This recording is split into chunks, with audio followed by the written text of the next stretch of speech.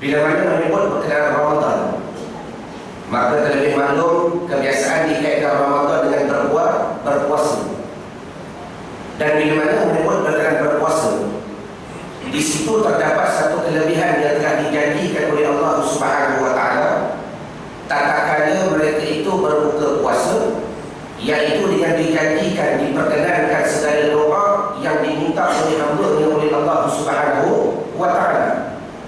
Sebagaimana sabda Nabi sallallahu alaihi wasallam, di antara doa yang tak pernah ditolak oleh Allah taala iaitu berdoa oleh mereka itu ketika berbuka puasa. Satu waktu yang ijabah, satu masa yang ijabah, yang mudah-mudahan tiap-tiap apa yang kita hadapi diperkenankan oleh Allah Subhanahu wa taala. Jadi ringkas tuan-tuan serta muslimat yang bila mana kita menyebut berkenaan doa, satu perkara yang tak pernah berpisah daripada kehidupan kita. Betul tidak? Daripada pagi sampai ke malam kita berdoa, daripada hidup sampai ke mati kita berdoa, dah mati pun orang mendoakan kepada kita. Yang tak dapat tidak kita faham pada hari ini, berdoa itu memang satu perkara yang tak pernah terlepas daripada kehidupan kita.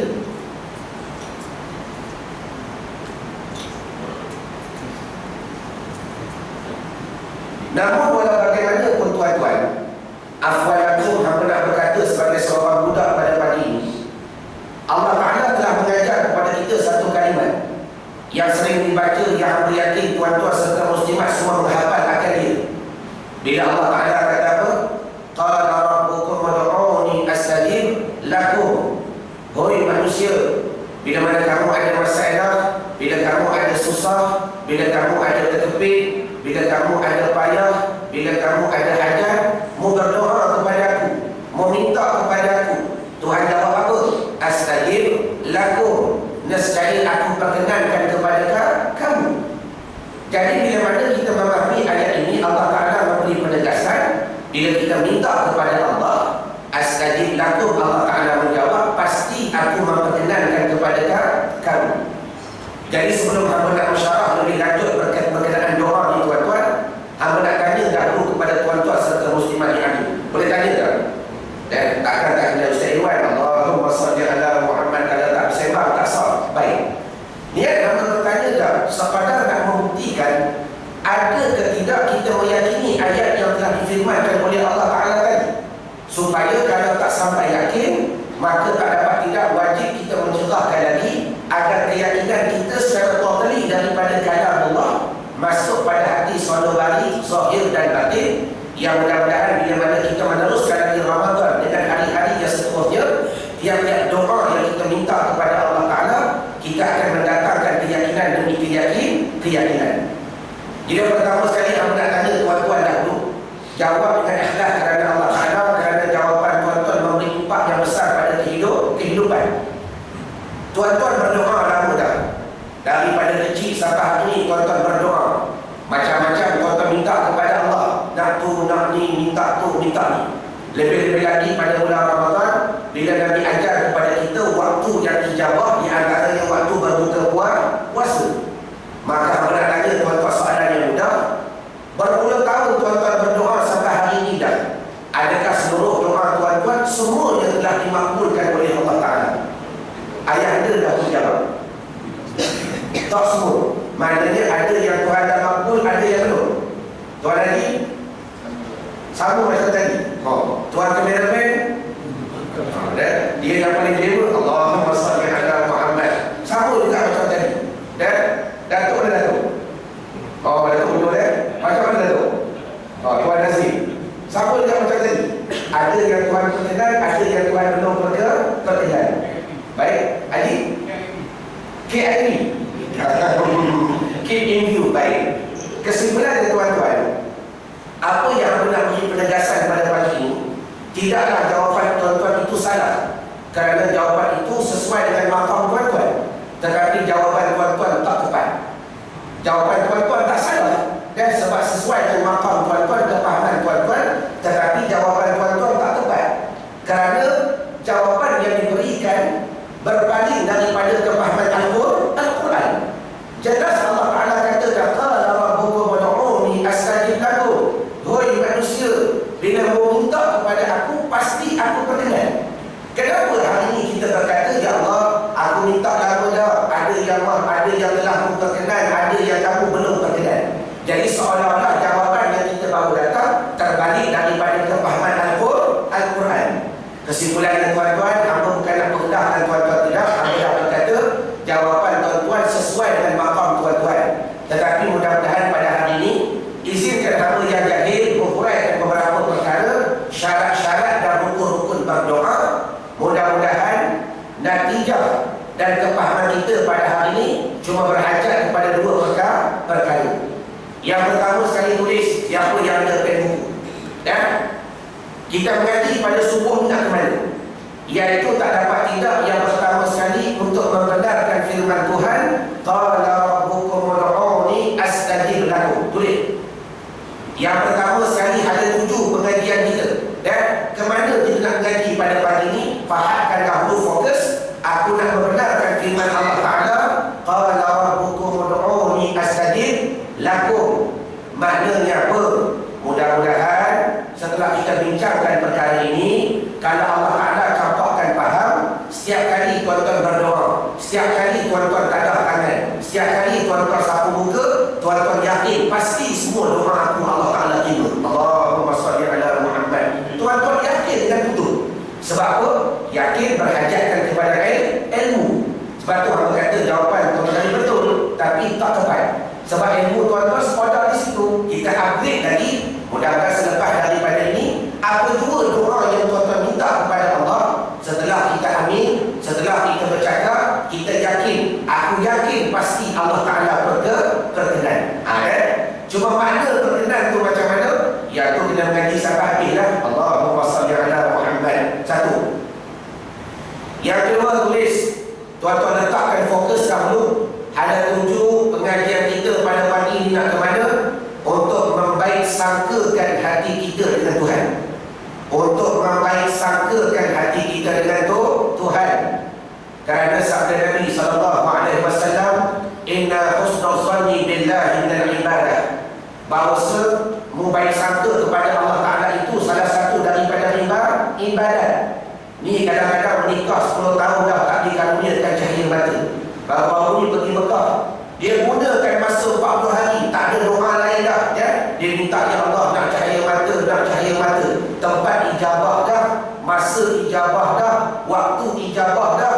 Bila balik daripada Mekah, tengok 2-3 tahun masih lagi tak dapat anak. Allahu Akbar.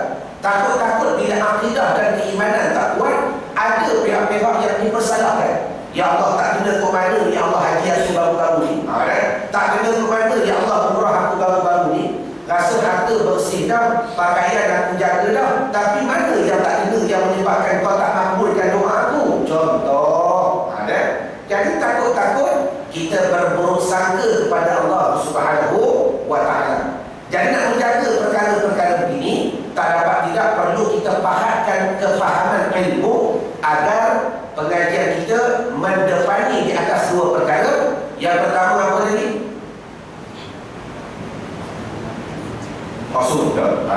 Untuk membenarkan firman Tuhan, qala rabbukum ud'uni astajib lakum. Mudah-mudahan selepas kita mengaji pada hari ini, kalau orang tanya, yuk, mu doa banyak Allah Ta'ala terima kata ke? Jawab dengan yakin, semua Tuhan terima. Semua Allah Ta'ala berkenan. Apalah bertepatan bersamaan dengan Al-Quran. Ada yang sedang meminta pergi tak balik. Dah, aku tahu Allah Ta'ala buat dengan mana. Aku dipanggil di sebuah yang kedua, membaik sangkakan hati kita dengan Tuhan. Faham Al-Quran? Baik. Bismillahirrahmanirrahim. Yang pertama sekali bila menyebut berkenaan berdoa, yang tak dapat tidak kenapa kita kaitkan dengan Ramadan, kerana terdapat satu waktu yang ijabah, iaitu ketika kita berbuka puasa. Bila menyebut berkenaan berdoa, pernah bersabda oleh Nabi SAW, bermula doa itu otak bagi ibadat. Dan Nabi pernah berkata, doa itu otak bagi ibadat. Maknanya apa? Jasad manusia ni tuan-tuan, bila tak ada otak, apa artinya? Jasad manusia bila tak ada otak, apa artinya? Gila. Betul tak? Baik. Imam Ghazali, dia pernah syarah hadis ni. Dia buat 4 bidalan yang begitu hebat tuan-tuan. Kalau tuan-tuan baca, indah. Kata Imam Ghazali lagu mana nak faham hadis tadi, bukan payah.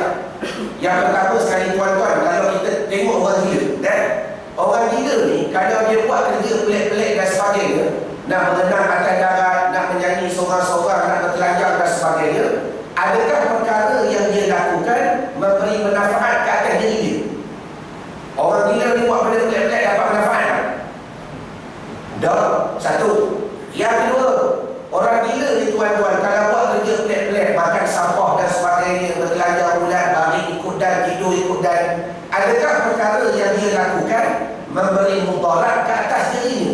Dapat mudarat tak? Dah.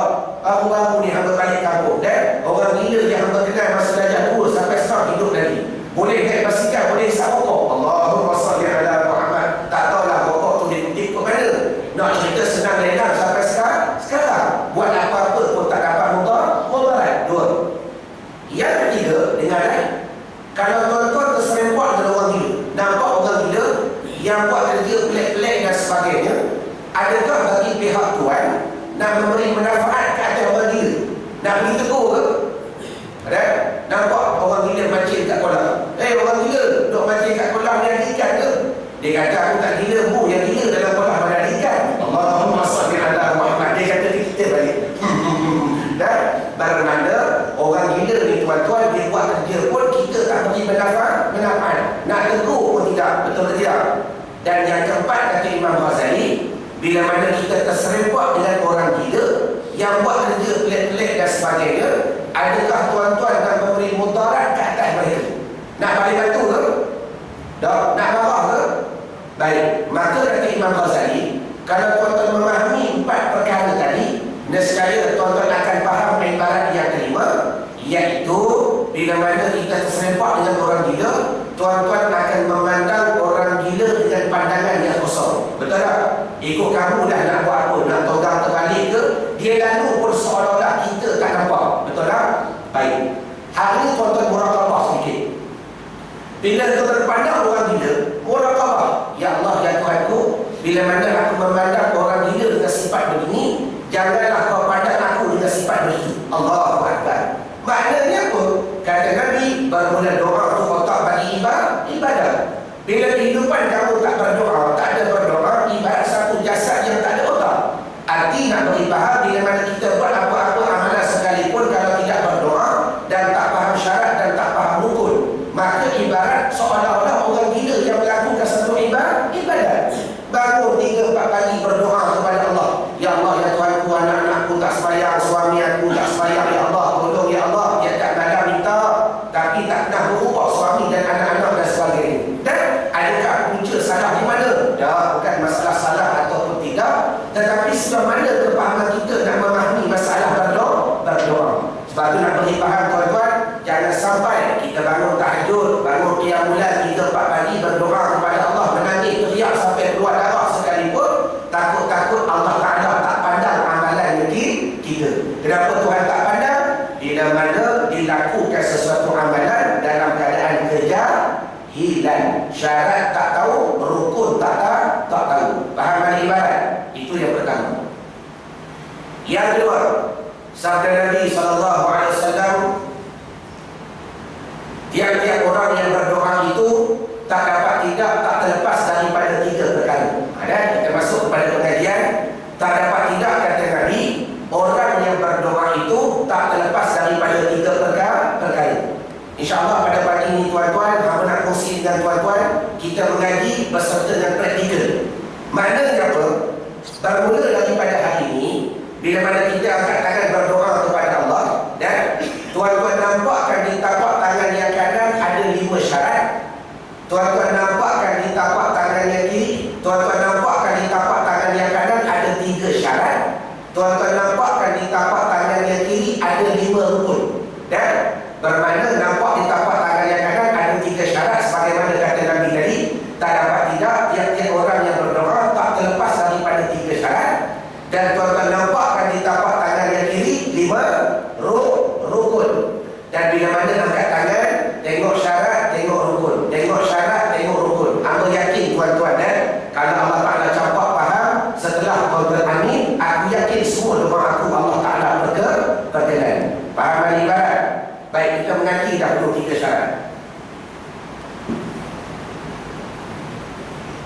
Dia boleh pegang kan? Yang itu bunyi sama tu?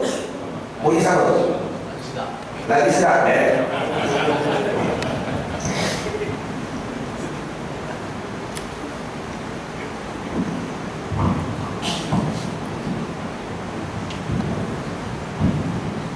Baik, bismillahirrahmanirrahim. Sabda Nabi SAW, 3 syarat berdoa kepada Allah Subhanahu wa ta'ala. 3 syarat berdoa kepada Allah Subhanahu wa ta'ala.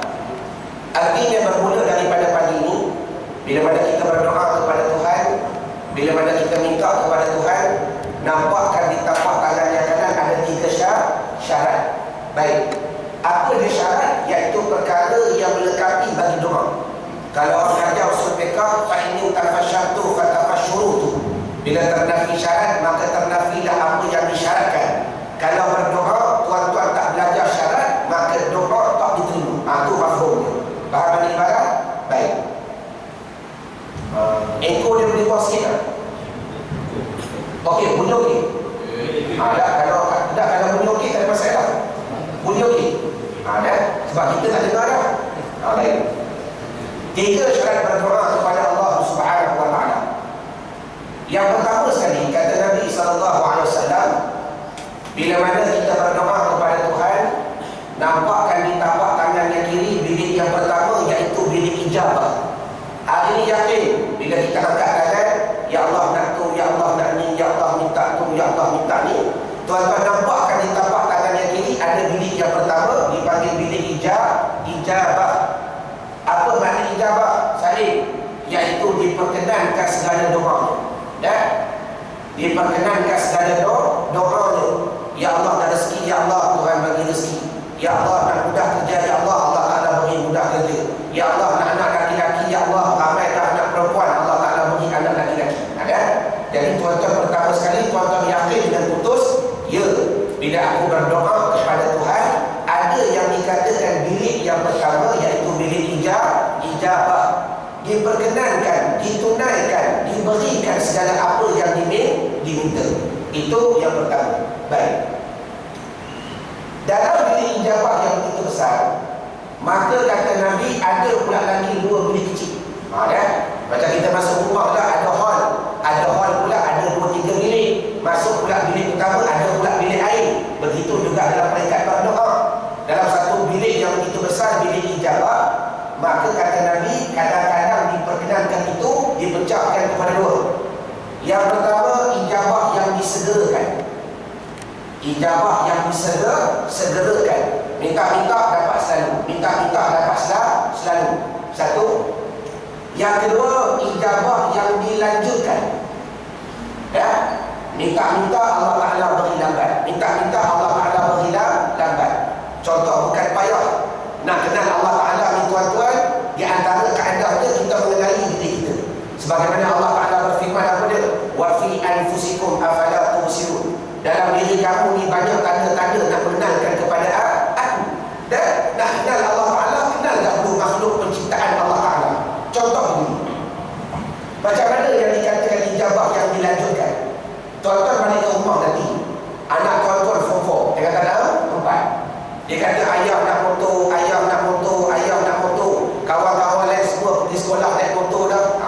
Saya masih lagi naik bas pergi balik dan sebagainya. Bermakna tuan-tuan maklum, anak sedang berdoa kepada kita lah. Berdoa tu minta lah. Anak minta kepada kita. Kenapa anak minta kepada kita? Dia maklum, yang pertama sekali puak dia mampu, betul tak? Dia tahu kalau puak tak mampu pun dia tak minta. Dan yang kedua, dia minta dengan harapan mudah-mudahan dia dapat.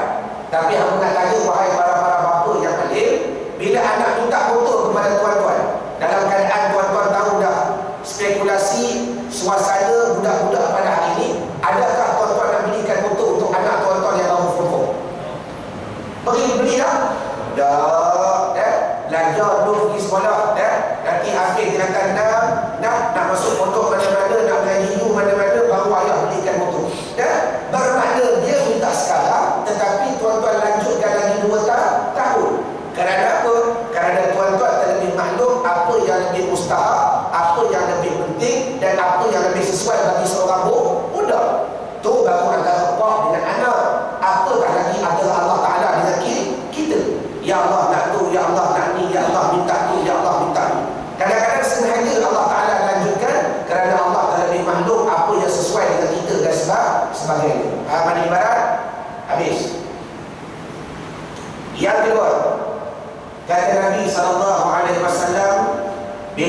kita berdoa kepada Tuhan, wajib kita nampakkan di tapak tangan yang kanan ada bilik yang kedua. Bila angkat tangan, nampak ada bilik yang kedua.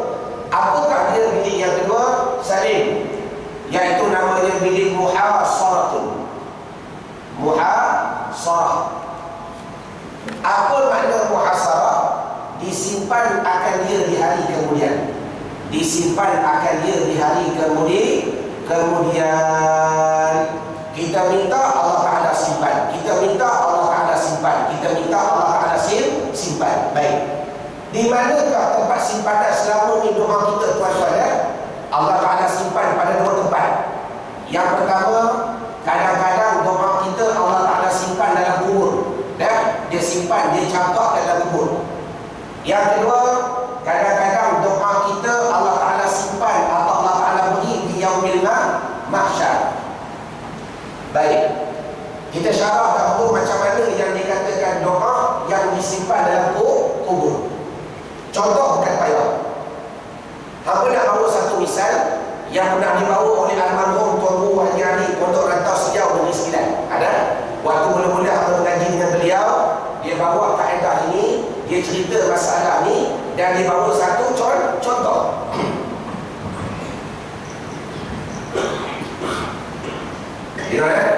Yang ini dia syah sikit. Baik. Tuan Guru Haji Ali kata apa? Nak memahamkan yang dikatakan sebagai contoh, yang dikatakan doa itu disimpan dalam kubur. Contoh begini. Kamu nak tanya tuan-tuan yang alim yang hadir pada pagi. Kita maklum pengajian ataupun apa yang kita lakukan pada hari ini merupakan satu doa tak? Doa juga. Macam mana yang dikatakan doa? Tuan-tuan datang mengaji pada pagi ini, sanggup bertahan, sanggup tunggu sejam dengan harapan mudah-mudahan kita mengaji untuk faham tak? Ya. Kita datang, kita mengaji, kita berdoa kepada Allah Ta'ala, mudah-mudahan kita mengaji untuk kita alim tak?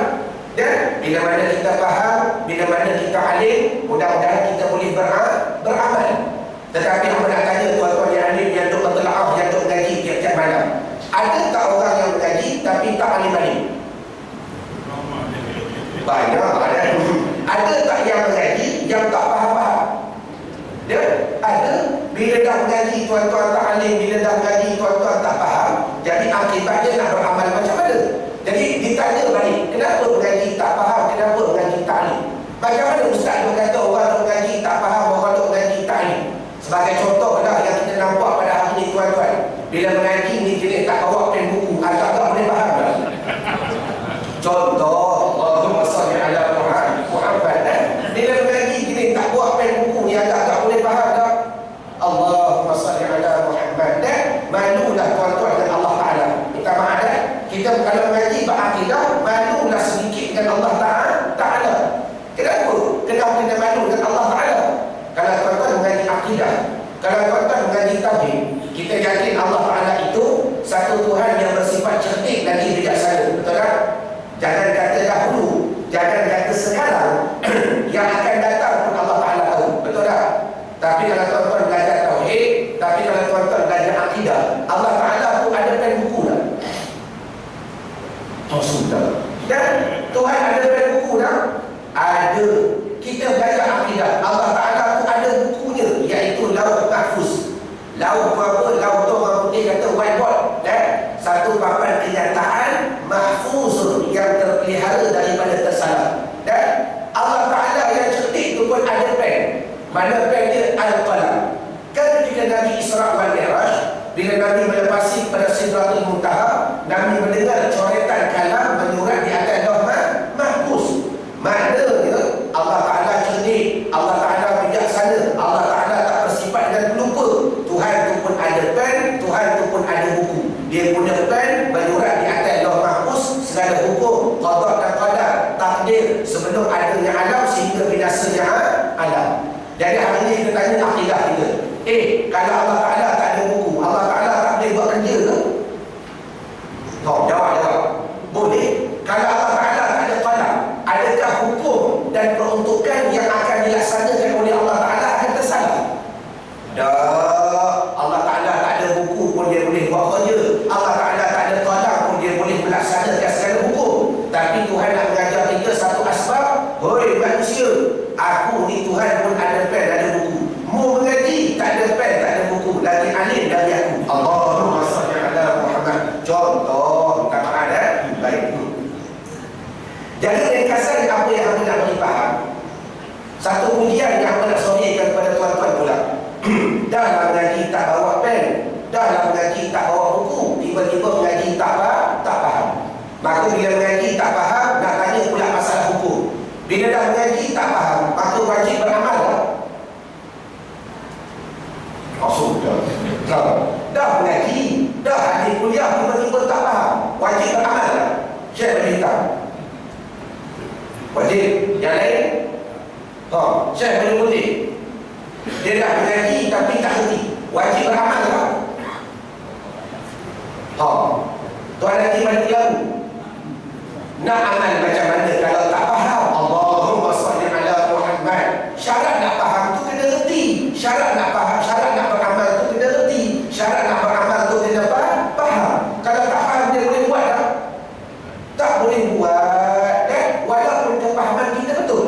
Dan tuan-tuan ada anak baru darjah 2. Dan lagi sebelum mak pergi surau, hafal matematik. Dia pun hafal lah program. Kita balik ke rumah, dah hafal dah sendiri. Dah mak nak tanya satu soalan. 1 tolak 2 berapa? Anak kita tengok. Mak, mana boleh 1 tolak 2? Mana boleh kecil tolak besar? Walaupun tuan-tuan jawab dia ketik 1, anak terima tak? Dah, dia tak akan terima sebab dia tak faham. Kefahaman dia tak sampai kepada situ. Kita jawablah dia ketik 1 pun dah. Cikgu kata mana boleh kecil tolak besar, kena besar tolak ke kecil. Jadi begitulah juga dalam kehidupan kita, bila tak faham nak beramal macam mana. Jadi kesimpulannya tuan-tuan, bila mana kita mengaji dan tak faham, kata ulama fikih tak wajib beramal, tetapi tuan-tuan wajib mengaji lagi untuk faham. Yang itu dah fikih lain. Fahaman ibarat baik. Ada pula golongan dan ada takdir. Bila mana mengaji tak faham, tiba-tiba kita mati.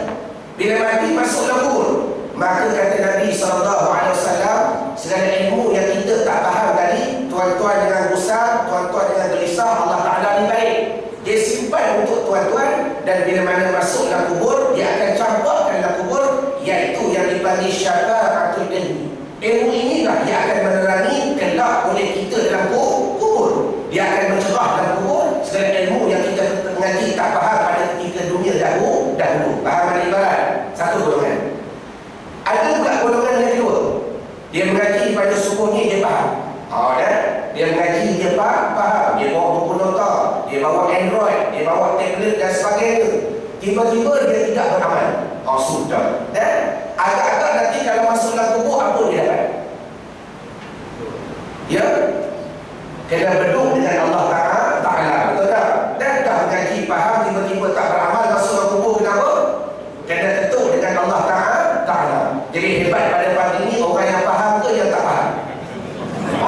Allahumma salli ala Muhammad. Yang hebat pada pagi ini orang yang faham ke tak faham? Yang tak faham dah. Sebab tu tak faham-faham juga mengaji tak buat pen buku. Allahumma salli ala Muhammad. Dia kata apa? Lagi kalau bawa pen, ustaz suruh tulis, dia tulis. Dah tulis faham, dah faham kena beramal. Ustaz kami ni dia malas beramal ustaz, sebab tu kami mengaji tak bawa pen. Bila kami tak bawa pen, kami tak faham. Bila tak faham, tak wajib beramal. Betul tak? Allahumma salli ala Muhammad. Yang tak faham dia kena betul dulu. Allahumma salli ala Muhammad. Fahaman ibarat. Ni contoh nak bagi faham. Mengaji dah tuan-tuan. Faham tak faham ke, buku tak bawa buku ke, mudah-mudahan kelebihan yang Tuhan nak campurkan bagi orang yang mentelah ilmu, maka akan dicampur dalam kubur yang dinamakan syafa'atul ilmi. Fahaman ibarat. Itu yang pertama. Yang kedua, bila kita berdoa kepada Allah Ta'ala, tuan-tuan yakin dengan putus pada pagi ini, bila kita amin, tengok sebulan dua, tengok 2-3 hari, benda yang kita minta tu tak dapat. Jangan kata Allah Ta'ala tak berkenan. Tetapi kita kata dengan yakin, boleh jadi Allah Ta'ala simpan. Jawab begitu. Tuhan berkenan macam mana? Boleh jadi Tuhan simpan. Di mana tempat simpanan Allah Ta'ala? Iaitu di yaumil mahsyar. Baik. Macam mana yang dikatakan doa yang disimpan di padang mahsyar? Sabda Nabi SAW, bila kita berdoa kepada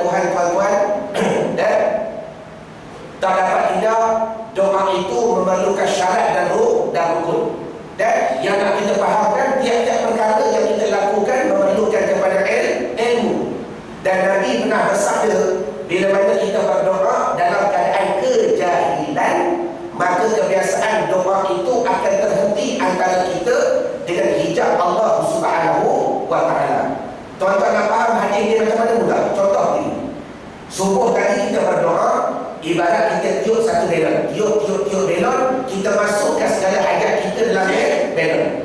Kemudian kita ikat, kita lepaskan, mudah-mudahan sampai ke langit. Ada? Bukan cerita Allah Ta'ala di langit dah, contoh dah faham dia begitu. Tetapi apa yang berlaku, belon yang kita lepaskan tak sampai ke langit, tiba-tiba terhenti dekat di depan dia boleh sini. Berpuluh tahun berdoa, zuhur berdoa, lepas kita harapkan sampai kepada langit, tiba-tiba terhenti di sini. Sini ni apa? Bab kata Nabi, hijabun antara kita dengan Allah Ta'ala ada berapa hijab? Tak banyak tuan-tuan. Kata ulama dalam kitab Adurun Nafis, ada 210,000 hijab. Allahumma salli ala Muhammad. Satu hijab pun, satu dinding pun tak nampak luar dah. Antara kita dengan Allah ada 210,000 dinding. Kata ulama tauhid, dah, bukan Allah Ta'ala yang buat dinding tu dah, tapi kejahilan kita yang berdindingkan diri kita antara kita dengan Allah. Kita yang tak nak buka dinding tu. Sebagai contoh begini tuan-tuan, bila mana satu pasangan yang dinikahkan dengan cara paksa, contoh, dia tak bercinta, yang tu bapa carikan, yang ni mak carikan, bertemu 3 tahun menikah, langsung feeling, tak ada cinta, tak ada kasih, tak ada. Kerana apa? Kerana mereka terhijab oleh diri mereka sendiri. Dia tak nak paksa diri nak buka bagi mengenali pasangan masing-masing. Itu baru makhluk dengan makhluk. Apatah lagi antara kita dengan Allah. Faham ibarat? Habis. Ringkasnya, bertahun kita berdoa, ya Allah minta tu, ya Allah minta ni. Rupa-rupanya patutlah doaku Tuhan tak terima. Bila aku berdoa dalam keadaan kejahilan, maka doa tu akan terhijab, akan terapung-apung antara kita dengan Allah Subhanahu wa Ta'ala. Maka apa nak tanya tuan-tuan yang alim, sekali pandang sedih tak? Sekali pandang sedih tak? Sedih, doa terapung, apa tu? Doa terapung-apung dekat sini, tak sampai kepada langit, tak sampai kepada pihak Allah Subhanahu wa Ta'ala. Sebab tu antara kaedah yang aku nak kongsi kepada tuan imam dan kepada tuan-tuan yang sentiasa bersembahyang, di antara kaedah cara nak buka hijab, iaitu memulakan kalam dengan selawat ke atas Nabi SAW. Bermakna angkat tangan, buka dahulu dengan selawat, Allahumma salli ala Sayyidina Muhammad wa ala ali Sayyidina Muhammad, baru baca Bismillahirrahmanirrahim.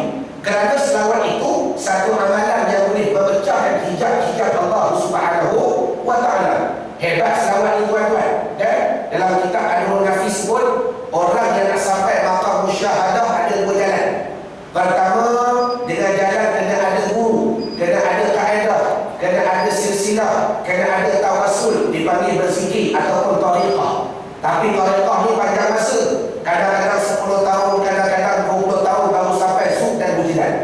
Tapi kata ulama, ada jalan yang kedua yang begitu singkat, yang tak payah guru, tak payah bai'ah, tak payah bersalam, tak ada kaedah, tak ada tawassul, tak ada silsilah, iaitu amalan berselawat ke atas Nabi SAW. Ulama yang dah beramal menegaskan, barang siapa berselawat ke atas Nabi 10,000 sehari semalam, insya-Allah 2 tahun sampai maqam musyahadah. Allahumma salli ala Muhammad. Jadi kepada kalian tuan-tuan serta muslimat yang hadir, yang kalau tuan-tuan sampai hari ini masih lagi tak ada amalan khususnya, tariqah pun tak ada, amalan Quran pun tak ada dan sebagainya, antara amalan yang tuan-tuan boleh teruskan sebelum daripada nyawa diambil badan, di antaranya berselawat ke atas Nabi SAW. Selawat ini mudah. Allahumma salli ala Muhammad wa ala ali Muhammad, boleh buat pada bila-bila masa. Faham ibarat? Baik, sambung. Ringkasnya, kita kembali pada masalah tadi. Bertahun berdoa dalam keadaan jahil, syarat tak tahu, rukun tak tahu, maka doa tu tak sampai kepada Nabi. Kebiasaan akan terapung antara dia dengan hijab Allah. Maka tengok sekali pandang sedih, bertahun tuan-tuan. Cuma bila sebut belon ni tuan-tuan maklum dah, bila dah banyak berhimpun, kadang-kadang satu tu berpindah, satu tu berpindah, terlepas. Ada tak? Yang terlepas tu muncul, baik. Akhir sekali mati dah oleh kita dan berada dah oleh kita di hadapan mahsyar Allah Ta'ala, di hadapan mizan Tuhan. Timbang, takdir kata berat belah kiri. Ya Allah, neraka kat aku. Dah tengok neraka tu berat belah kiri. Yang ketiga tu panggil anak-anak, panggil suami tak menyahut dah, panggil isteri tak berbunyi dah, panggil anak-anak berkepiaran lagi dah, panggil kawan-kawan seorang pun tak boleh tolong dah, panggil Ustaz Irwan lagi tak boleh harap. Allahumma salli ala Muhammad contoh. Maka ketika itu tuan-tuan cuma mengharap dua. Pertama, rahmat daripada Allah. Yang kedua, syafaat daripada Nabi. Maka nak rahmat lagu mana, berzikir pun malas, nak syafaat lagu mana, selawat pun tidak, contoh. Maka langganan kesedihan, tangisan tuan-tuan, tiba-tiba apa yang berlaku? Bila mana telah kesah melihat raja berat belah kiri, maka diperintahkan oleh Allah Ta'ala kepada para malaikat menghimpunkan balik doa yang terapung tadi. Ambil balik doa-doa tadi, maka dijadikan satu zat, diletak pada mizan di sebelah kanan, maka tiba-tiba beratlah belah kanan. Yang tadi kita menangis tak berlagu, tiba-tiba kita tertawa. Yang tadi kita teriak tak sedar diri, tiba-tiba kita tersenyum. Kerana apa? Sebentar lagi aku akan masuk syurga Tuhan oleh kerana doa yang tak termakbul dahulu. Allahumma salli ala Muhammad. Hakikatnya Tuhan makbul dah. Tuhan makbul. Sebab tu ingat, pernah berkata Sayyidina Umar radhiyallahu anhu, barang siapa meyakini maqam muhasarah fil yaumil mahsyar, setiap kali berdoa, kalau Tuhan tak makbulkan pun dia kata wujud. Allahu Akbar. Faham wujud tak? Dan kata Sayyidina Umar radhiyallahu anhu, barang siapa meyakini maqam muhasarah pada yaumil mahsyar, setiap kali berdoa, kalau Tuhan tak perkenankan pun dia kata alhamdulillah. Ini martabat para wali. Dan kita kalau tak berkenan, kita pelan. Dan martabat sahabat, martabat ulama, martabat awliya, dia faham ilmu, dia kata dah, lagi Tuhan tak berkenan lagi bagus, lagi Tuhan tak berkenan lagi wujud. Sebab dia tahu dah doa dia pergi ke mana. Faham kan ibarat? Baik, habis masalah yang kedua. Yang ketiga, bila mana kita berdoa kepada Tuhan, nampakkan di tapak tangan yang kiri bilik yang ketiga saling, iaitu bilik mukafaratun. Apa makna mukafaratun? Iaitu digunakan doa tadi sebagai penghapus dosa-dosa yang telah lalu. Kita minta Allah Ta'ala tak berkenan, kita minta Allah Ta'ala tak makbul. Jangan jawab begitu. Tetapi kita jawab, aku yakin kalau Tuhan tak makbulkan, pasti digunakan doa sebagai penghapus dosa yang telah lalu. Contoh mudah ini, bila kita kait dengan pasangan suami isteri, tuan-tuan belajar mereka, bila mana ditakdirkan seorang isteri dan berkahwin dengan suami yang tak sembahyang, contoh, maka kalau suami tak sembahyang, isteri berdosa tak? Tak. Suami buka aurat, isteri berdosa tak? Tak. Tetapi terbalik, bila mana isteri tak sembahyang, suami berdosa tak? Suami tanggung dosa. Isteri buka aurat di khalayak ramai, suami tanggung dosa tak? Suami tanggung dosa. Namun hamba yakin, sebagai hati seorang perempuan yang begitu lembut nalurinya, walaupun dia tahu kalau aku tak tegur laki aku, memang aku tak berdosa, tetapi dia tetap nak kebaikan pada suami. Tiba-tiba tegur berpuluh tahun dah, bang semayanglah, bang dah tua dah, rumah kata pergi, kubur kata mari bertaubat dah, contoh. Dan baru-baru ni pergi ke Mekah, tu lah dia tak minta lain. Tiap kali pergi umrah, 13 hari duduk di Mekah, ya Allah ya Tuhan, aku tak nak minta lain dah. Karuniakan suami aku cukup sembahyang 5 waktu, karuniakan anak-anak aku cukup sembahyang 5 waktu, dan sebagainya. Namun tuan-tuan serta muslimat yang alim, takut-takut kepahaman tak lengkap. Bila kita balik daripada Mekah, tengok suami duduk lagu tu juga, tengok anak-anak masih lagi tak berubah. Jangan cakap Allah Ta'ala tak berkenan doa kita, tapi kita yakin, boleh jadi Allah Ta'ala ampunkan dosa-dosa ini, tak boleh. Dan Allah Ta'ala tak mustahil melakukan sedemikian rupa bagi nak mencerahkan kebaikan di antara keduanya. Jadi artinya bila kita berdoa, tiba-tiba kalau Allah Ta'ala tak berkenan, jangan kata Tuhan tak berkenan, tapi kita yakin kadang-kadang digunakan doa tadi menghapus dosa yang telah lalu. Contoh paling mudah inilah tuan-tuan, bertahun dah kita berdoa Allah Ta'ala tak berkenan. Kata ayah dia tadi apa? KIV, keep in view. Tiba-tiba kita mati, tuan-tuan bayangkan langsung dosa kali. Sebab apa? Allah Ta'ala gunakan doa tadi hapus dosa. Allah Ta'ala gunakan doa tadi hapus dosa. Sebab dosa kita maklum, ada dosa yang kita ingat, ada dosa kita tak ingat. Betul tak? Itu kita. Tetapi Allah Ta'ala, dia tahu dosa yang kita dia tahu dosa yang kita tak ingat. Betul atau tidak? Sebab itu sama juga masalah berdoa. Tuan-tuan akan berdoa benda yang tuan-tuan ingat saja. Benda yang tuan-tuan tak ingat, tuan-tuan nak minta tak? Nak minta. Tetapi benda tu kalau datang terlintas pada akal kita, nak minta tak? Allah Akbar. Sebab tu dia menyebut berkenaan doa ni tuan-tuan. InsyaAllah di hujung nanti hamba akan berkongsi dengan tuan-tuan satu doa yang terbaik. Doa ni ringkas tapi padat. Dan sekurang-kurangnya bila mana tuan-tuan mengamalkan doa ini, bukan saja pasti diperkenankan oleh Allah Ta'ala, tetapi menjernihkan kepahaman kita dengan Tuhan. Sebab itulah kita hikam tanggung bagian. Kata ulama, para wali ni tuan-tuan berdoa tak panjang. Dan dia bukan berdoa tak panjang tak. Doa itu satu tuntutan dan dia berdoa. Tapi dia berdoa dengan cara dan makamnya mereka. Dan ya, daripada pagi sampai ke malam berzikir, puji Allah dan sebagainya. Bila time berdoa, angkat tangan, Bismillahirrahmanirrahim.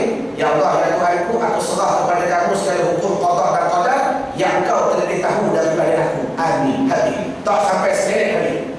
Ya Allah, ya Tuhanku, aku berserah kepada kamu segala hukum qada dan qadar yang Engkau terlebih tahu daripada aku. Amin. Habis.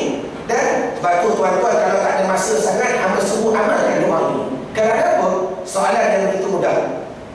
Kalau tuan-tuan pergi Mekah, dan banyak perkara yang tuan-tuan nak minta. Hamba tanya soalan mudah. Kalau hamba nak pergi masa 2 jam, dah duduk dekat Masjidil Haram, duduk depan Kaabah, agak-agak cukup tak nak minta semua? Oh, sudah. Oh, 2 jam cukup tak? Semua nak minta tu, minta cukup tak? Baik, kita bagi soalan mudah. Dah habis 2 jam, tuan-tuan rasa puas hati tak?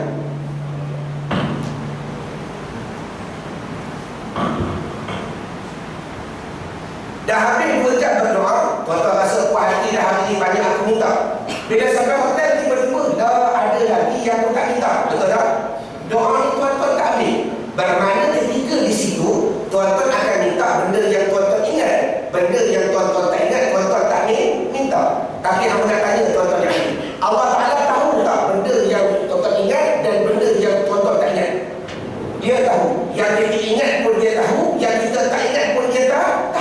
Adakah seyogia kita serahkan semua? Ya Allah, ya Tuhanku, aku serahkan kepada kamu segala hukum qada dan qadar yang Engkau terlebih tahu daripada aku. Selesai masalah. Allahumma salli ala Muhammad. Amal ibarat. Baik, sambung. Jadi ringkasnya, bila kita berdoa kepada Tuhan, kata Nabi, dengarkan, tuan-tuan tak boleh dapat tiga-tiga sekaligus dalam satu doa. Bila kita berdoa, tuan-tuan cuma dapat satu daripada tiga. Artinya, bila kita minta, kita dapat apa yang kita minta, bermakna tuan-tuan dapat ijabah. Yang kedua, kita minta, tengok KIV.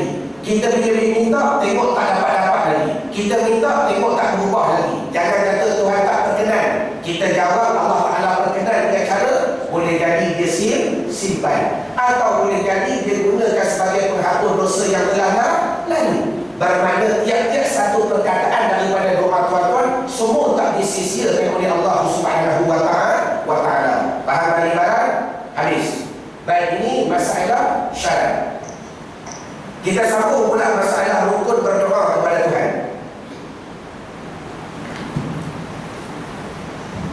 Kata Nabi SAW, bila kita berdoa kepada Allah Ta'ala, nampakkan pula di tapak tangan yang kiri 5 rukun.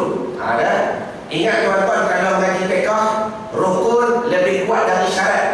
Tapi dua-duanya tak boleh dipisahkan. Macam sembahyang. Apa syarat sembahyang? Menghadap kiblat, ada wudu, ada tutup aurat, betul tak? Tapi kalau tak ada wudu, boleh sembahyang tak? Boleh.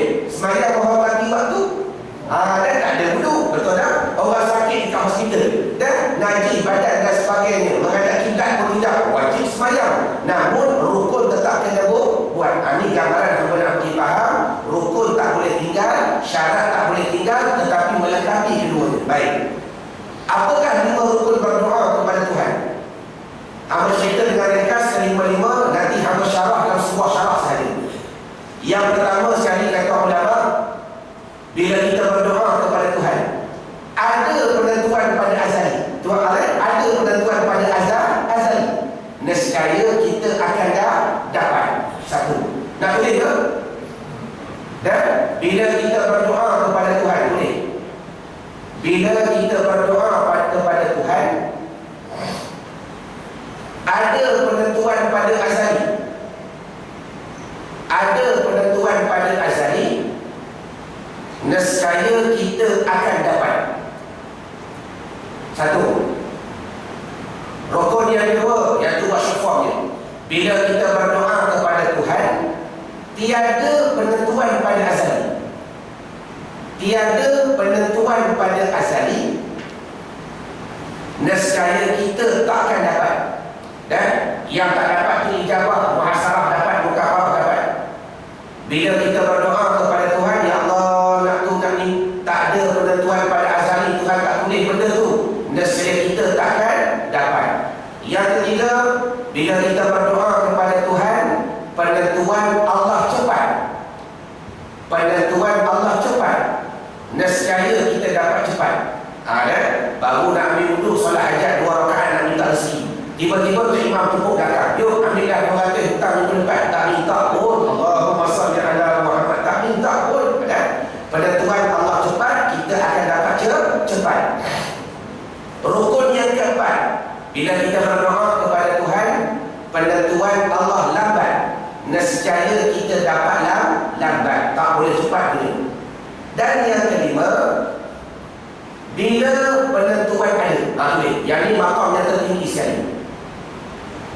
Yang kelima, bila penentuan ada, walau tidak berdoa sekalipun, minta pun tidak, tanda tangan pun tidak, ikhtiar pun tidak, usaha pun tidak, nescaya pasti kita akan dapat. Betul tak? Kalau tak minta pun pasti kita dapat. Sebagai contoh tu, puak-puak kafir yang dekat luar tu, pernah minta dengan Tuhan tak? Dah, Allah Ta'ala beri kepada mereka dunia, Allah Ta'ala beri kepada mereka kesenangan.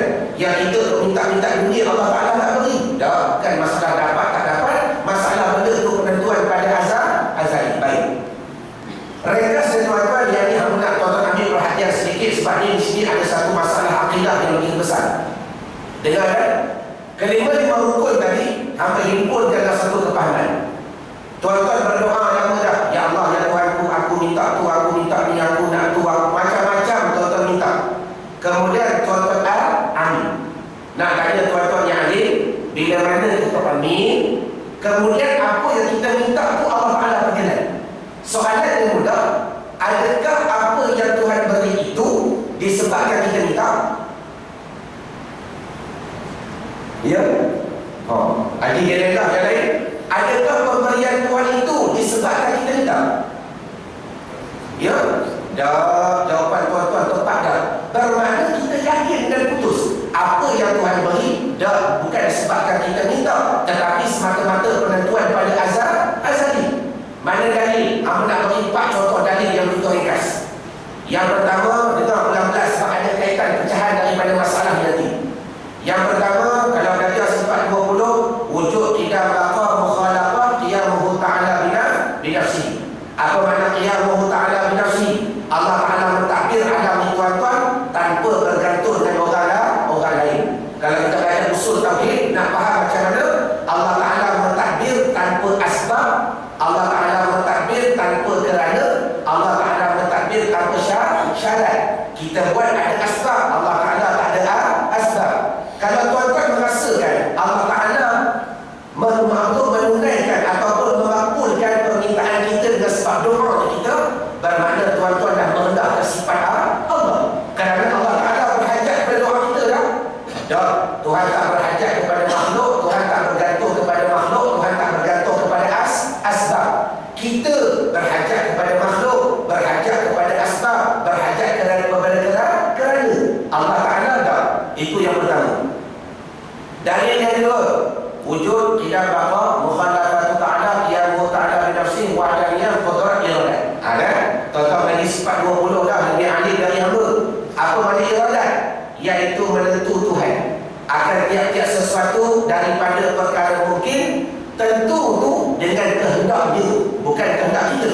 Dalil wa makaru wa makarallah wallahu khairul makirin. Bagi manusia mau merancang, waktu sama aku juga merancang, tapi antara mu dengan aku, Tuhan kata akulah sebaik-baik perancangan. Jadi kesimpulannya tuan-tuan, bila mana sebut masalah iradah, kita yakin Allah Ta'ala berkenan doa kita, bukan sebab doa, tapi semata-mata kehendak daripada Allah. Itu dalil daripada qat'i. Dalil yang ketiga adalah akal. Ada? Nak tanya tuan-tuan yang alim. 1 Januari 2016. Tuan-tuan tahu tak tuan-tuan nak berdoa apa? Tahu tak? Tak tahu. Tapi hamba nak tanya satu soalan yang hamba yakin semua boleh jawab. 1 Januari 2016, Allah Ta'ala tahu tak tuan-tuan nak berdoa apa? Betul?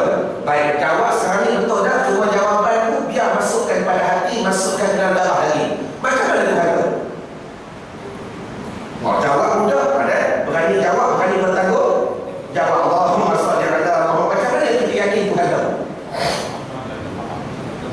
Kalau nak kata Allah Ta'ala Maha mengetahui pun boleh, tapi jawapan yang paling tepat, wallahu khalaqakum wa ma ta'malun. Perbuatan kita tak terlepas daripada perbuatan dan kehendak daripada Allah. Bila Allah Ta'ala create benda tu, dia tahu tak benda tu berlaku. Sebagai contoh ni, tak payah katalah 1 Januari 2016. Kita tarik 1 Januari tu bawa kepada pagi pukul 10 nanti. Contoh nak kata tuan-tuan nak buat solat duha dan nak buat solat sunat hajat. Soalan mudah dan soalan terakhir sekali. Kita akan kita minta, ya Allah nak tu, ya Allah nak ni, ya Allah minta tu, ya Allah minta ni. Tuan-tuan yang adil, sebelum tuan-tuan nak berdoa kepada Allah Ta'ala, kita agak-agak dulu. Agak-agak Allah Ta'ala tahu tak? Agak-agak Tuhan tahu tak kita nak minta apa? Pasti. Sebelum tuan-tuan nak pusat, tuan-tuan tahu tak? Allah Ta'ala tahu tak tuan-tuan nak berhenti di mana? Sudah. Sebelum hati nak bergerak, dia bukan di balik mulut, wahai Tuhan yang menggerakkan hati manusia, nak minta apa ni? Sebelum hati bergerak, Allah Ta'ala tahu tak hati nak minta apa? Allahumma salli ala Muhammad. Kalau tuan-tuan dah jawab, tolong yakin. Maknanya, apa yang aku nak beri faham? Kalau kita yakin sebelum kita berdoa, Tuhan dah tahu, mana mungkin Allah Ta'ala beri sebab kita minta? Mana mungkin Tuhan beri sebab kita minta? Sebab sebelum minta Tuhan tahu tak? Sebelum kita minta pun Tuhan tahu dah. Mana mungkin Allah Ta'ala beri disebabkan kita minta. Sebab tu daripada jadual tadi, tengok tuan-tuan kena buang balik. Asalnya ada 3, tetapi pada hakikatnya kita cuma dapat 2. Kalau tuan-tuan faham ni akhir sekali, mudah-mudahan tiap-tiap kali berdoa yakin.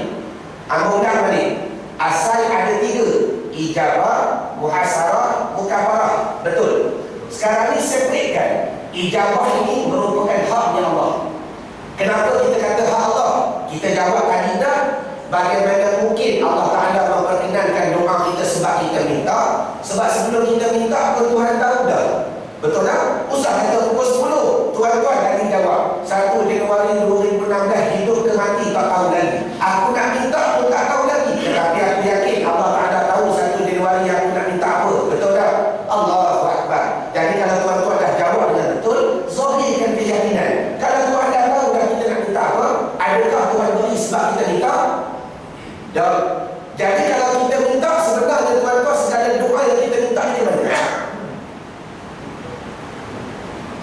Kata faham tak?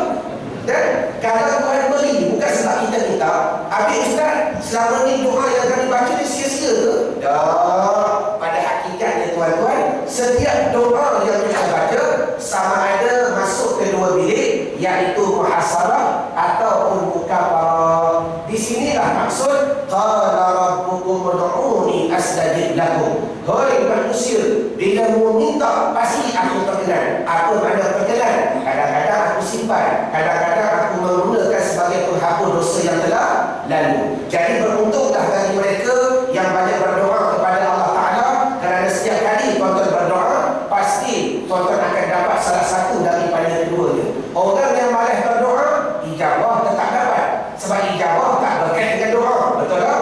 Kerana Allah Ta'ala beri semata-mata penentuan pada azali. Nisbah cerita 2, nisbah cerita ada 3, tetapi nisbah yakin ada 2. Jadi ingatlah tuan-tuan, bermula daripada hari ini, tiap-tiap apa yang kita doa, cuma kembali sama ada Tuhan simpan atau Tuhan mukafarah, sama ada Tuhan mukafarah atau Tuhan simpan. Kalau Tuhan berkenan, dah Allah Ta'ala berkenan bukan sebab aku berdoa, kerana doa tak bersabit dengan Allah, kerana Allah Ta'ala tak berkait dengan sebagainya. Faham lagi barang? Wallahu a'lam. Dan kita tutup tafsirah kita pada hari ini dengan sebuah syair. Ada? Ya. Assalamualaikum. Waalaikumsalam. Kenapa kita dulu berdoa? Padahal segala-galanya ditetapkan oleh Allah di dalam mahfuz. Baik, soalan yang baik. Jawapan yang mudah. Sebagai seorang hamba Allah tak dapat tidak terlepas daripada empat: syariat, syariat, tarikat, hakikat dan makrifat.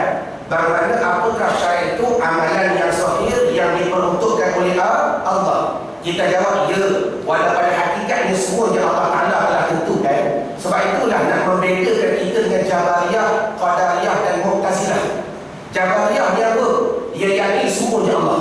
Dan zahir Allah, hakikat pun Allah, bermakna akidah ni tertolak. Qadariyah dia apa? Dia yakin semua ni usaha aku lah. Yakin pada hati dan yakin pada lidah. Tapi ahli sunnah wal jamaah tidak. Bermakna walaupun hakikatnya Allah, tapi pada walaupun hakikat kita yakin yang berlaku semua daripada Allah, tapi nisbah syariat kita berkata kepada aku, ni aku, ni aku, ni aku. Faham ada ibarat? Itu yang pertama. Yang kedua, kenapa perlu kita berdoa? Sebab Tuhan suruh. Sebab Tuhan suruh. Qala rabbukum ud'uni astajib lakum. Baik. Walaupun Tuhan suruh, sebagai hamba Allah wajib kita ikut dah. Wajib kita ikut. Tetapi kaitannya besok, adakah disebabkan doa tadi, disebabkan amalan tadi membawa kepada syurga Allah? Tak. Masuk syurga semata-mata rahmat daripada Allah. Nak dapat rahmat macam mana? Mu buat aku suruh, mu dapat rahmat. Ada. Sebagai contoh begini, tuan-tuan rasuah nak. Siapa cukup puasa Ramadan pada kali ini, mak nak belikan basikal. Padahal tuan-tuan dah yakin dah puasa cukup ke tak cukup ke, memang nak beli. Dan tuan-tuan sebagai buat kasih kepada anak, memang nak beli pun. Lama dah dia minta, tapi sengaja kita nak didik dia. Siapa cukup Ramadan 30 hari ini, 30 puasa, mak nak belikan basikal. Kenapa kita suruh dia beramal? Kerana bitarbiyah. Nak ajar dia tarbiyah. Jadi sama juga antara kita dengan Allah. Kenapa kita beramal? Kenapa kita berdoa? Kerana itu tuntutan. Yang kedua, kerana itu tarbiyah antara kita dengan Allah Subhanahu wa ta'ala. Faham al-ibarat? Wallahu a'lam. Soalan yang lain.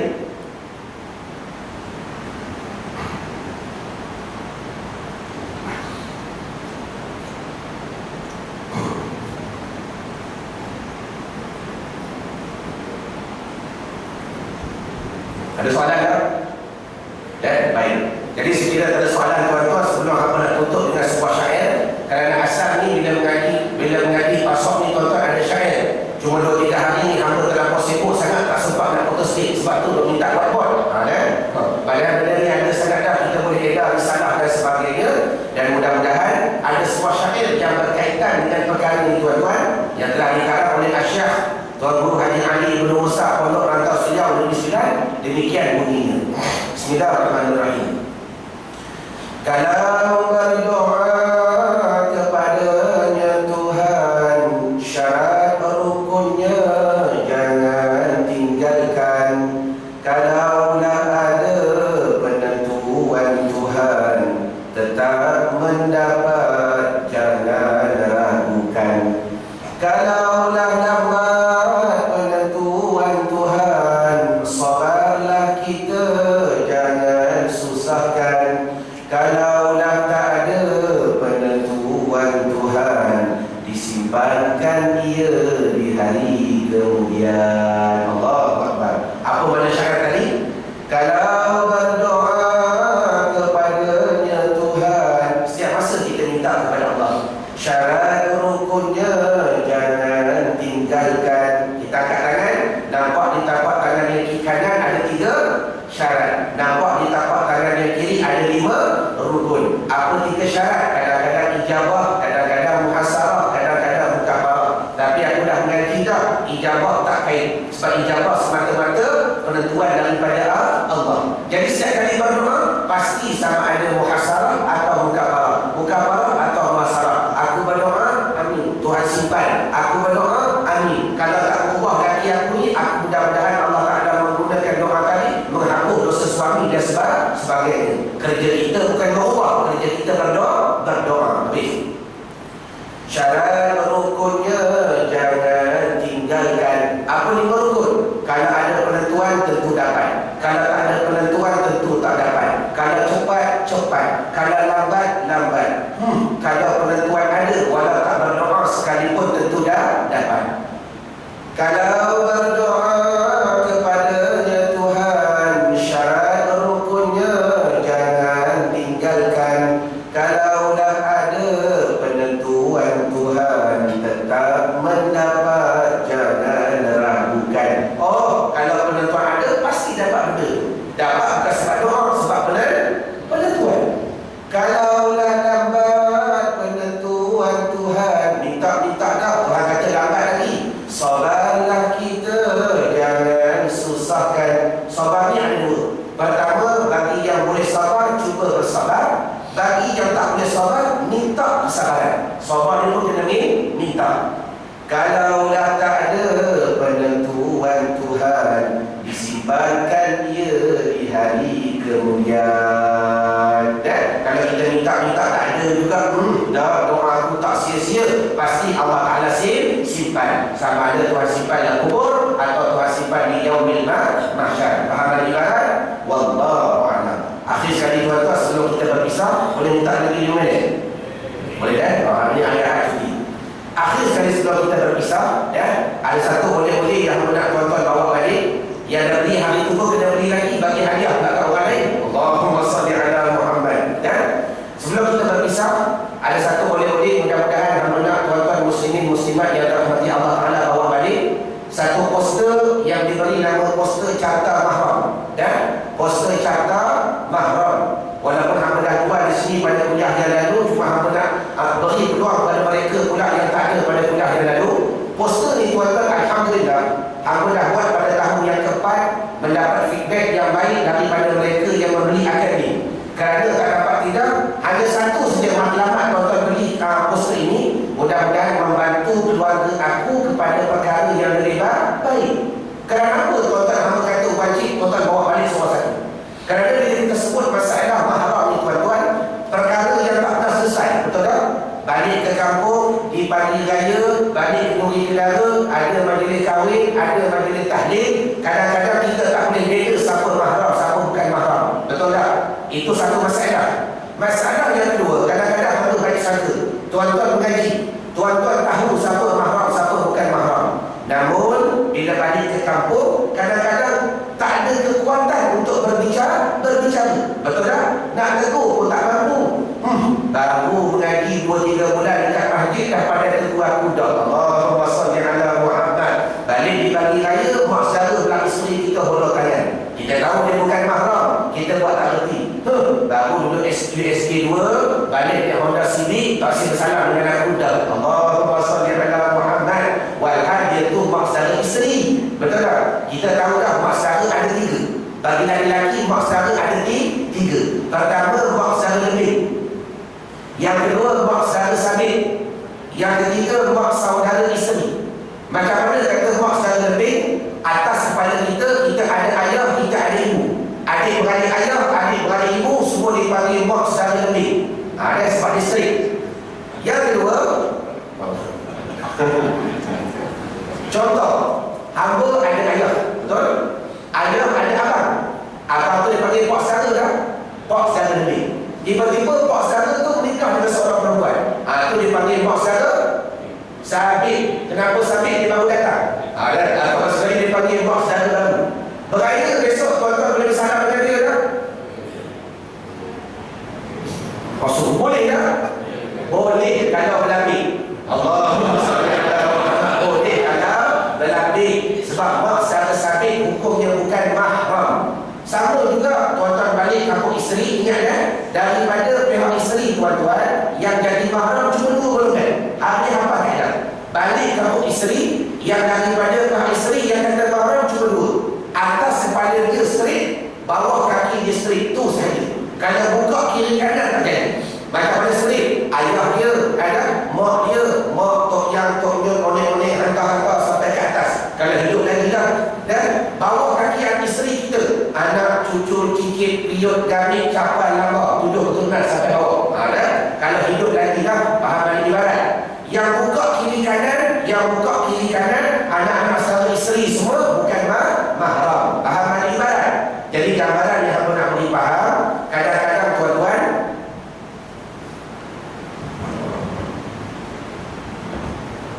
tes. Okey, sip. Kadang-kadang tuan-tuan bila mana kita balik ke kampung, inilah masalah yang tak selesai. Cuma hamba nak ulang kaji balik. Jangan tuan-tuan ingat bila bicara masalah mahram semata-mata masalah bersalam. Bersalam ni tuan-tuan small letter. Kata orang putih apa? Small pieces. Allahumma salli ala Muhammad. Kenapa hamba kata masalah kecil? Bukan kecil pada hukum dah. Tuan-tuan bersalam di pagi raya dengan bukan mahram paling tinggi berapa jam? Sekejap je, 1 saat tarik, 1 saat tarik, 1 saat tarik, betul tak? Yang lama sikit pun 15 minit dengan mak betul. Dia pegang tangan. Ni lah kalau tak kaya tak balik pun tak ingat aku lah umrah. Kita pun pandai telinga berasap. Allahumma salli ala Muhammad. Baik. Tetapi tuan-tuan, apakah poster ni yang lebih membantu kehidupan kita, keluarga kita, adik-adik kita di antaranya masalah aurat. Masalah bersalam ada khilaf, masalah aurat tak ada khilaf. Ni kadang-kadang 3 hari 3 malam duduk di kampung, dan kadang-kadang duduk berkelimpangan, tidur pakai buka tudung dan sebagainya. Mak tu alah, dekat rumah pun nak pakai tudung, bukan orang lain. Abang ipar pun tu, sepupu pun tu. Mak, abang ipar tak abang ipar bukan mahram. Betul tak? Sepupu tak sepupu bukan mahram. Masalah bersalam ya direnggankan ulama, masalah aurat tak ada khilaf. Wajib kita jaga. Cuma itulah tuan-tuan, kadang-kadang kekuatan nak berbicara tu tak ada. Jadi mudah-mudahan dengan poster yang tuan-tuan beli bawa balik. Kalau tak faham bawah ni tuan-tuan ada nombor telefon, dan buat frame elok bawa balik ke kampung. Dan kalau tuan-tuan tak boleh bercakap, biar Fatih bercakap, sebab tu dengan kertas keramat. Palung apa tu palung? Pakai baca sendiri. Nak baca mudah. Setiap kali siapa-siapa nak timbang, laki-laki letak di sini, perempuan letak di sini. Diri dia.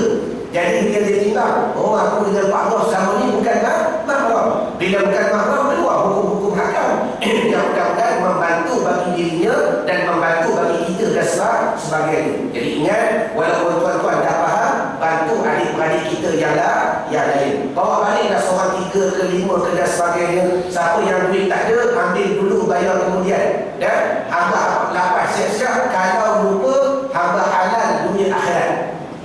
Kalau ambil sengaja lupa, dunia sahaja halal, akhirat belum tahu. Oh, masalah halal. Kalau sengaja lupa, kalau terlupa, halal dunia akhirat. Ya, duit nanti tuan-tuan ni nombor telefon ada ustaz nak nombor akaun. Nak bayar apa? Bayar poster. Kalau bagi poster tu bagi lebih-lebih sikit. Buat untuk madrasah hamba dekat Subang Bisari. Hamba buat madrasah yang Dr. Afad Iwan Masakin, taman orang-orang taif dan miskin amalan. Kami ilmu tak ada, pakat-pakat berhimpun. Amalan tak ada, pakat-pakat beramal. Hamba bukan buat tahfiz belum tu dah. Hamba buat pengajian kitab dan bahasa Arab. Mengaji 3 tahun di madrasah hamba, kemudian kita hantar pergi Hadramaut Yaman. Kalau Yaman tak aman, kita hantar pergi Habib Taufik dekat Indonesia, atau tempat haji tempat hamba mengaji dahulu di Samalanga. Mudah-mudahan apa yang kita lakukan membantu bagi anak-anak kita hidup lagi dan beragama dan sebagainya. Wallahu a'lam. Dan yang kedua tuan-tuan, di sebalik tuan-tuan nak beli poster, ada juga sahabat hamba dekat luar, dia buat apa tu, wakaf kitab. Ada biasa orang dengar wakaf Al-Quran, yang ni wakaf kitab. Tetapi kitab yang di luar tu, yang dia wakaf tu kitab karangan tuan dia sendiri. Beliau ni tuan-tuan anak murid Syekh Wan Maksuri. Cuma orang alim ni tak tahu, nampak macam tak alim tapi dia alim. Yang menjual kitab itulah kitab karangan beliau sendiri. Dia buat wakaf dan dia hantarkan kepada pondok-pondok dan sebagainya. Mudah-mudahan kita boleh bantu juga serba sedikit. Bismillahirrahmanirrahim. Ar-Rahman 'allama al-Quran, khalaqal insana 'allamahul bayan. Asy-syamsu wal qamaru bi-husban wan najmu wash-shajaru yasjudan. La tuharrik bihi lisanaka lita'jala bihi. Inna 'alaina jam'ahu wa qur'ana. Fa idza qara'nahu fattabi' qur'ana. Thumma inna 'alaina bayana. Bal huwa Qur'anun majid fi lawhin mahfuz. Sanuqri'uka fala tansa, sanuqri'uka fala tansa, sanuqri'uka fala tansa. Ya Allah, apa-apa yang kami dengar janganlah Engkau lupakan. Ya Allah, apa-apa yang kami tulis janganlah Engkau lupakan. Ya Allah, apa-apa yang kami ulang janganlah Engkau lupakan. Allahumma salli ala Ramadan. Ya Allah, seterakan kami bagi Ramadan. Wa sallim Ramadan